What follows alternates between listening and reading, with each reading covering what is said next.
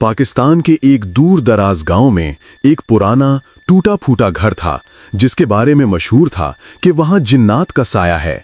लोग कहते थे कि जो भी वहां रात गुजारता उसे दीवारों से अजीब सरगोशियां सुनाई देती, जैसे कुरान की आयत को बिगाड़ कर पढ़ा जा रहा हो।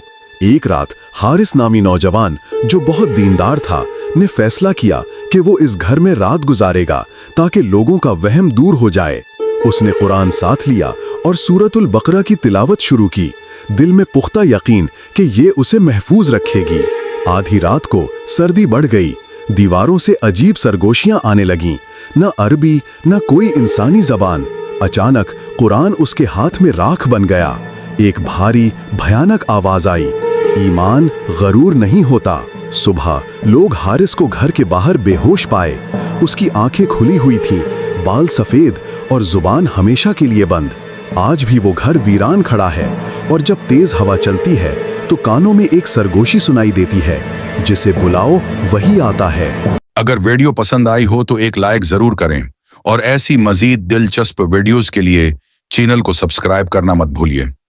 बेल आइकन दबाएं ताकि हर नई वीडियो की खबर सबसे पहले आप तक पहुंचे।